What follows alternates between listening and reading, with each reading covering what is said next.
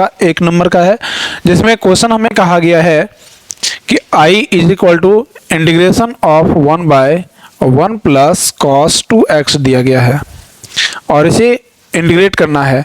तो हमें इसमें हम लोग को मालूम है कि ये हाफ एंगल का फॉर्मूला है। हम चाहें तो इसे रैशनलाइज तरीके से भी बना सकते हैं, लेकिन हमें असुविधा होगा कि हाफ एंगल फॉर्मूला में तोड़ दें।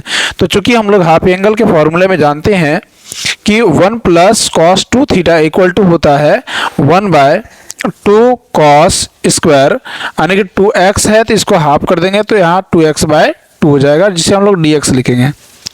अब आगे हमें क्या करना है, आगे हमें इसी को 1/2 अलग कर देंगे और ये 1/cos स्क्वायर 2x/2 को हम लोग चाहें तो इसमें कटा के हम लोग x लिख सकते हैं, x dx।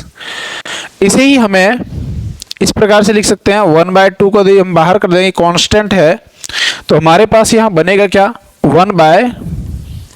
1/cos square x dx।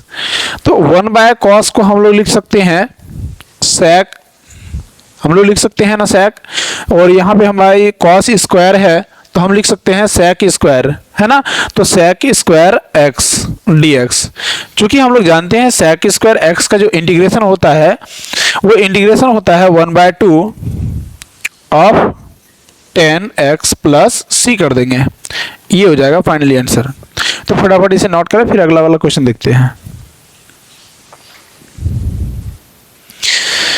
अगला क्वेश्चन ये रहा, सेम तरीके से है 15 नंबर का दूसरा नंबर का क्वेश्चन। तो इसे भी हम लोग इसी प्रकार से डील करने का प्रयास करेंगे।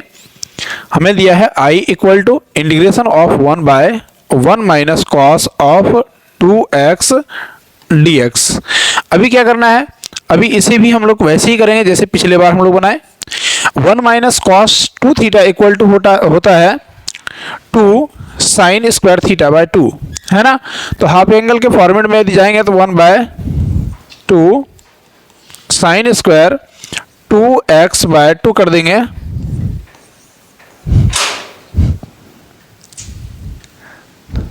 हमको अभी ये काम निकला रहे,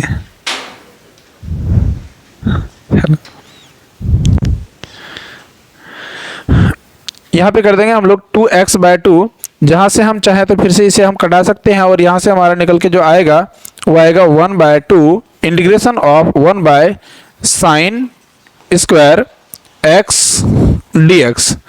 अब हम लोग यहाँ से क्या करेंगे, यहाँ से हम पिछले बार क्वेश्चन की तरह ही यहाँ भी करेंगे क्या कि 1/2 इंटीग्रेशन कर देंगे और यहाँ पे देखें 1/sin इक्वल टू होता है cosec, 1/sin इक्वल टू होता है cosec, तो लिखेंगे cosec स्क्वायर x dx। अब यहाँ पे जो है 1/2 हम लोग जानते हैं कि cosec स्क्वायर x का जो इंटीग्रेशन होता है माइनस ऑफ cot x होता है, तो हम लोग लिखेंगे माइनस ऑफ 1/2 जो कि बाहर में रेस्ट है वही वाला लिख देंगे, और cosec स्क्वायर x का जो इंटीग्रेशन होता है माइनस हम पहले से लिख दिए यहाँ पे, और यहाँ लिख देंगे cot x प्लस c, और ये हो गया इसका फाइनली आंसर। चले इसके आगे वाला भी क्वेश्चन हम लोग जानते हैं।